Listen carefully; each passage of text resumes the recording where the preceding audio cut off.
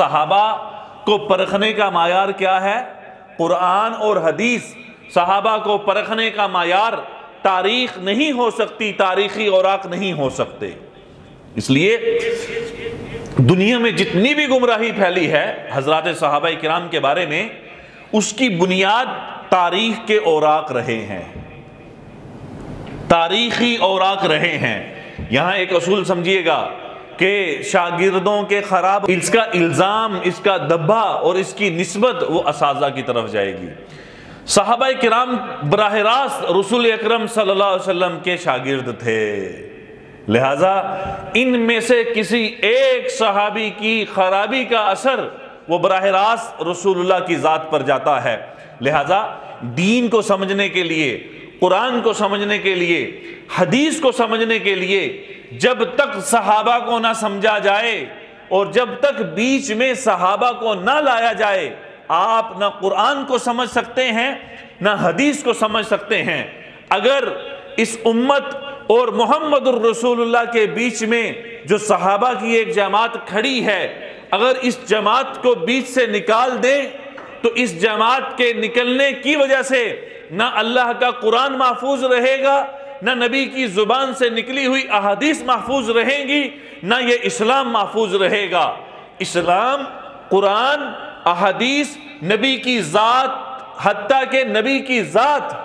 یہ اگر محفوظ ہے تو صحابہ کی وجہ سے محفوظ ہے۔ اگر بیچ میں سے صحابہ نکل گئے تو کچھ بھی محفوظ نہیں رہ سکتا۔ اس لیے ایک بہت بڑا فتنہ جو ازل سے چلا آ رہا ہے، روافض کا فتنہ، کہ جس فتنے کی بنیاد صحابہ کا بغض دلوں کے اندر رکھنا،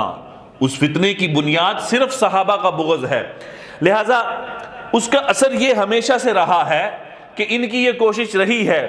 کہ امت مسلمہ کو یہ جو بیچ میں محمد الرسول اللہ اور امت کے بیچ میں ایک گیپ آ رہا ہے اور ایک واسطہ آ رہا ہے اور ایک ذریعہ آ رہا ہے صحابہ کی جماعت کا، تو ان کی کوشش شروع سے یہ رہی ہے کہ یہ اس کوشش کے ذریعے اس بیچ میں آنے والی جماعت حضرات صحابہ کرام کے بارے میں امت کے دلوں میں ان کے نفرت اور امت کے دلوں میں ان کا بغض پیدا کرنا ہے۔ شروع سے ازل سے ان کی یہ کوشش رہی ہے۔ آج کے زمانہ میں بھی ایک بہت بڑا فتنہ جس کی بنیاد یہ تھی کہ امت میں ایک اخوت اور ایک بھائی چارے کا ماحول پیدا ہو، امت کے اندر سے تفرقہ بازی ختم ہو، لہٰذا اس نے اپنے بیانات کے ذریعے دیوبندیوں کو بھی رگڑا دیا، حضرات بریلویت کو بھی رگڑا دیا، اہل حدیثوں کو بھی رگڑا دے رہا، اہل تشیعوں کو بھی وہ رگڑا دے رہا۔ بنیاد یہ تھی کہ امت میں کیا رہے؟ اخوت، بھائی چارہ۔ جب وہ وائرل ہوا، مشہور ہو گیا، تو اپنی شہرت کو حاصل کرنے کے بعد اپنا اصلی چہرہ وہ قوم کے سامنے، امت کے سامنے لاتا ہے، اور اس کا اصلی چہرہ یہ تھا کہ اس کا مقصد کہ صحابہ کرام کی عظمت، صحابہ کرام کی محبت کو امت کے دلوں سے نکالنا ہے۔ لہٰذا روایات لے کر آتا، کبھی قرآن کا حوالہ، کبھی حدیث کا حوالہ، عربی عبارت پڑھی، اس کا ترجمہ کیا، اور ترجمے کے اندر ایک نہیں کئی غلطیاں کی، ایک نہیں کئی غلطیاں کرنے کے بعد صحابہ کے بارے میں شکوک اور شبہات پیدا کیے۔ لہٰذا ایک نوجوان نسل ملینز کی تعداد میں اس کے بیانات سننے کی وجہ سے صحابہ کرام سے متنفر ہوئی ہے، اور وہ فتنہ انجینئر محمد علی مرزا، اس فتنے کا نام ہے انجینئر محمد علی مرزا جیلمی۔ لہٰذا اس کی کوشش اور کاوش کی وجہ سے بہت سارے نوجوان لڑکے گمراہ ہوئے ہیں۔ ایک وقت یہ تھا، اور اس کا طریقہ واردات میں پچھلے دنوں میں یہ ریکارڈ کروا چکا ہوں، میں نے اس میں یہ بات کہی تھی کہ اس کا طریقہ واردات شروع سے یہ رہا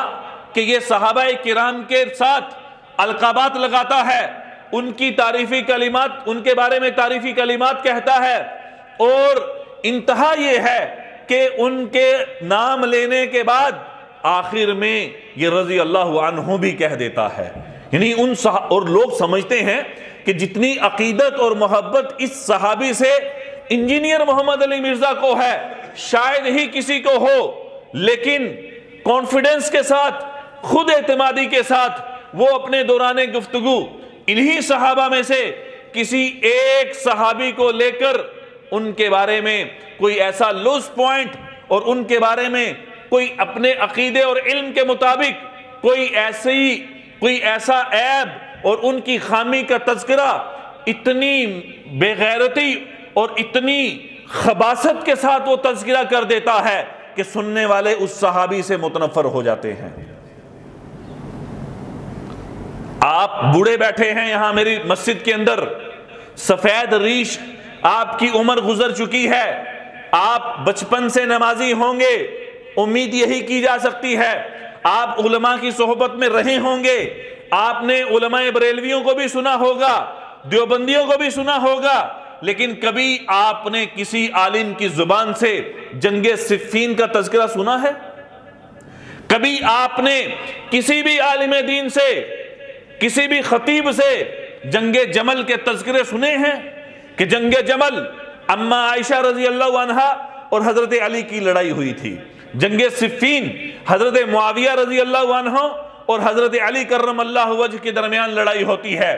تو یہ دو لڑائیاں صحابہ کی آپس کے اندر ہوئی، دو جنگیں صحابہ کی آپس میں ہوئی ہیں. ان جنگوں کے اندر صحابہ شہید بھی ہوئے ہیں اور ان جنگوں کے اندر امت کا نقصان بھی ہوا ہے. لیکن دین کو سمجھنے کا معیار صرف یہ دو جنگوں کے تذکرے رہ گئے ہیں کہ ہم ان جنگوں کے بارے میں، ان لڑائیوں کے بارے میں تذکرے کر کے لوگوں کے دلوں میں صحابہ کی نفرت پیدا کریں. ایک قانون، ایک اصول جو میں بیان کر چکا ہوں، پوری زندگی اگر آپ گمراہی سے بچ کر موت کے دہانے جانا چاہتے ہیں، اگر آپ چاہتے ہیں کہ موت تک میں فتنوں سے محفوظ رہوں، تو اس اصول کو زندگی میں کبھی بھی بھولیے گا نہیں. اور وہ اصول میں بیان کر چکا ہوں. اصول یہ ہے کہ صحابہ کرام کو پرکھنے کا معیار، بولیں زبان سے، صحابہ کرام کو پرکھنے کا معیار قرآن اور حدیث ہے، تاریخ نہیں ہے. لہٰذا تاریخی حوالے تو ہمارے سامنے رکھ کر کبھی حضرت امیر معاویہ، کبھی حضرت عمر بن عاص، اور کبھی حضرت مغیرہ بن شعبہ، اور کبھی اماں عائشہ، اور کبھی کسی صحابی کے بارے میں تو لوگوں کو اور امت مسلمہ کو متنفر کرنے کی کوشش کرتا ہے، جو تو کر نہیں سکے گا انشاءاللہ.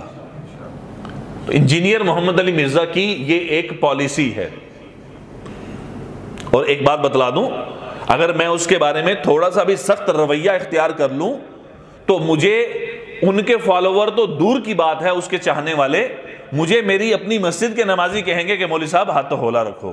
وہ کہیں گے مجھے کہ مولوی صاحب اتنی بدتمیزی اچھی نہیں ہے. لیکن آپ اندازہ لگائیں کہ اس کی خود اعتمادی کا، کہ اس نے ہمیشہ صحابہ کے بارے میں اتنا سخت رویہ اختیار کیا کہ جب کبھی بھی کسی کو رگڑا دینا ہوتا تھا تو وہ نہ اس کی تعظیم کو سامنے رکھتا، نہ اس صحابی کے مقام کو سامنے رکھتا، نہ اللہ کے فرمان کو سامنے رکھتا، نہ احادیث مبارکہ کو سامنے رکھتا، بلکہ خود اعتمادی کے ساتھ انتہا درجے کی بد تہذیبی اور بدتمیزی کے کلمات اپنی زبان سے نکال کر ان صحابہ اکرام کی گستاخی کرنے میں وہ مصروف عمل ہے.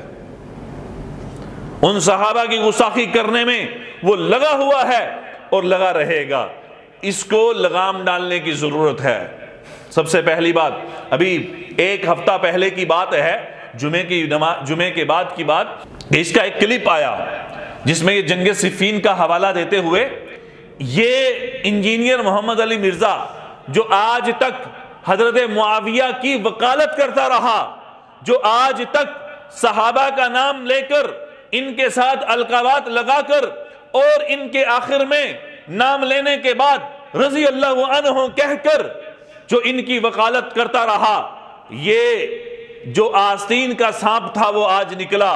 اس کا جو مکروہ چہرہ تھا وہ آج ظاہر ہونا شروع ہو چکا ہے. حضرت معاویہ کہ جن کے بارے میں بشارتیں کاتب وحی حضور کی، تم امیر معاویہ کے اوپر اگر تمہارا اعتماد نہیں ہے تو انتہائی معذرت کے ساتھ تم زندگی میں کبھی ہمیں قرآن کی دلیل نہیں دے سکتے، اس لیے کہ یہ قرآن وہی ہے جس کو لکھنے میں امیر معاویہ بھی استعمال ہوئے ہیں۔ کاتب وحی تھے یہ، کاتب وحی۔ امیر معاویہ، مغیرہ بن شعبہ اور عمر بن عاص، ان تین صحابہ کو وہ مخاطب کر کے کہتا ہے تمہاری قسمت اچھی ہے کہ ہم اس دور میں پیدا نہیں ہوئے تھے، وگرنہ اس دور میں اگر ہم پیدا ہوتے تمہاری گردنوں پر ہم نے تلواریں سونت لینی تھی، لیکن ہم اس دور میں پیدا نہیں ہوئے، لہٰذا آج شکر ادا کرو اس دور میں پیدا نہیں ہوئے۔ آج چونکہ تلوار ہم تمہارے اوپر سونت نہیں سکتے، لیکن اپنی زبانوں کو تمہارے خلاف بولنے سے خاموش نہیں کروا سکتے، اپنی زبانوں کو تمہارے خلاف بولنے پر ہم مجبور کرتے رہیں گے۔ اگر امت میں سے صحابہ کرام کی جماعت کو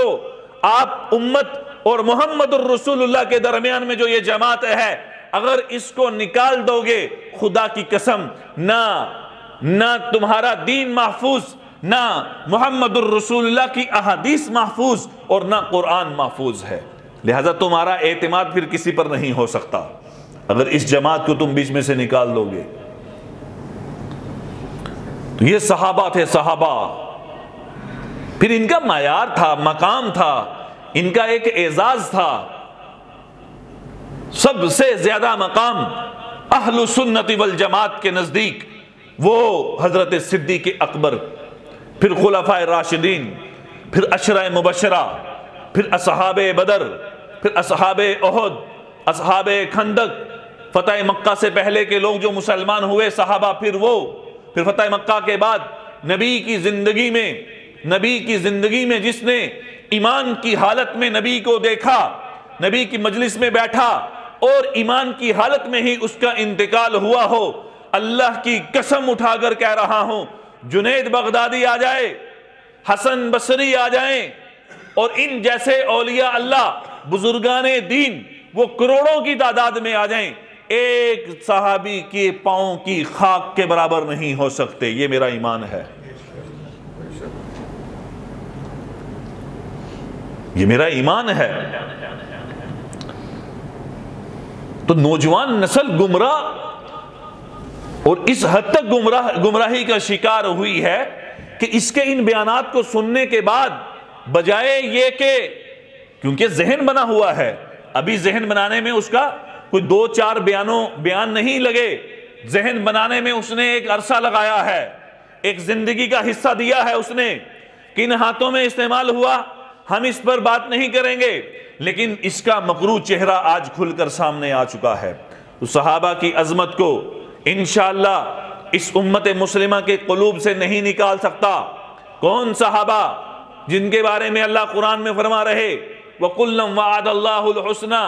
کہ یہ وہ صحابہ ہیں کہ ان میں سے ہر ایک کے لیے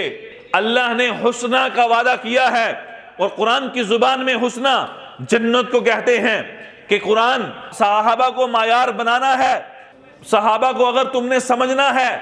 صحابہ کو اگر تم نے پرکھنا ہے تو پوچھو قرآن سے کہ صحابہ کون تھے،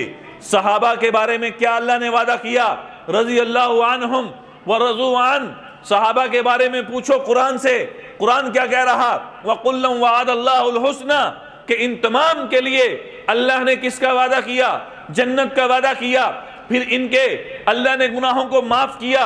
یہ محفوظ عن الخطا شمار ہوئے، اور یہ وہی صحابہ جن کے بارے میں نبی کی زبان کیا بول رہی ہے، نبی کی زبان سے کیا نکل رہا ہے، نبی کی زبان سے پوچھتے ہیں کہ نبی جی ہمیں بتلاؤ، ہم نے صحابہ کو پرکھنا ہے، ہم نے صحابہ کو آزمانا ہے کہ یہ ایمانی معیار ان کا کیسا تھا اور اللہ کے ہاں ان کا مقام کیا تھا، نبی جی ہمیں بتلائیے۔ نبی کی زبان سے نکلتا ہے اصحابی کا نجوم، میرے صحابہ ستاروں کی طرح ہیں، میرے صحابہ ستاروں کی مانند ہیں، فَبِأَيِّ اقْتَدَيْتُمْ اهْتَدَيْتُمْ، یہ وہ صحابہ کہ ان میں سے تم کسی ایک کی،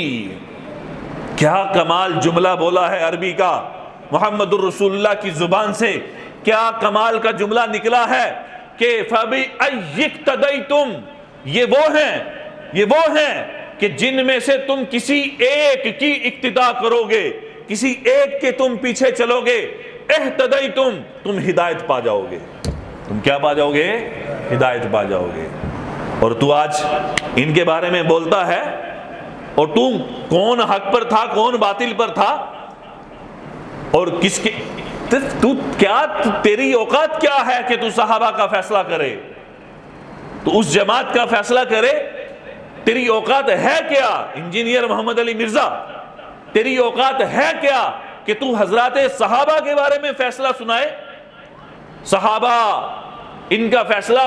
آج سے 1450 سال قبل محمد الرسول اللہ بھی سنا چکے، اللہ اپنے کلام کے اندر فرمان میں بھی سنا چکے کہ یہ وہ لوگ ہیں جن سے خدا راضی تھا۔ آج ہماری زبانیں سخت ہوئی ہیں تیرے رویے کی وجہ سے، لہٰذا انجینئر محمد علی مرزا اپنی تحقیق کے مطابق بہت سارے ایمان والے صحابہ کو منافق ڈکلیئر کر چکا ہے۔ یہ بات ذہن میں رکھیے گا،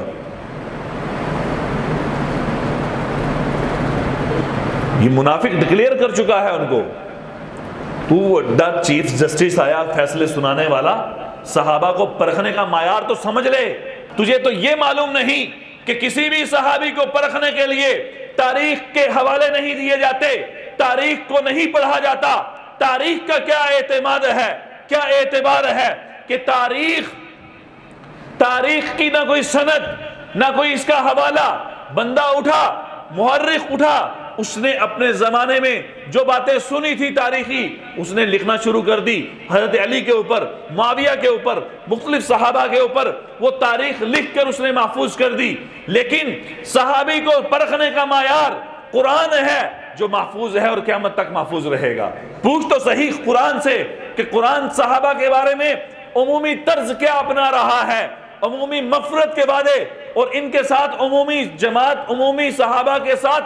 جنت کے وعدے، اور صحابہ کو پرکھنے کے لیے ضرورت پڑتی ہے حدیث کی۔ جو سند کے بغیر ہم کسی حدیث کو عقیدے اور نظریے کی بنیاد نہیں رکھتے، اپنے عقیدے اور نظریے کی بنیاد ہم اس حدیث کو رکھتے ہیں، اس حدیث کو رکھتے ہیں جو حدیث صحیح سند کے ساتھ ہم تک پہنچی ہو، صحیح سند کے ساتھ وہ ہم تک پہنچی ہو۔ بیچ میں اس سند کے اندر کوئی ایک راوی اگر گڑبڑ نظر آئے تو ہم کہہ دیتے ہیں یہ حدیث کیا ہے؟ ضعیف ہے۔ اس پر ہم اپنا عقیدہ قائم نہیں کر سکتے، اس پر ہم اپنا نظریہ قائم نہیں کر سکتے، اس پہ ہم نظریہ قائم نہیں کر سکتے۔ اور پھر اس سے بڑھ کر کہ تو بخاری اور مسلم کے حوالے دیتا ہے، ایک نہیں سینکڑوں ایسی احادیث تو نے پڑھی جن احادیث کا ترجمہ تو نے غلط کیا، جن احادیث کا ترجمہ تو نے غلط کیا۔ انتہائی معذرت کے ساتھ ایک طرز تکلم اپنانے کی وجہ سے اس نے امت کو صحابہ سے متنفر کرنے کی کوشش کی ہے۔ ایسا طرز تکلم اپنانے کی وجہ سے اس کو اس نے ذریعہ بنایا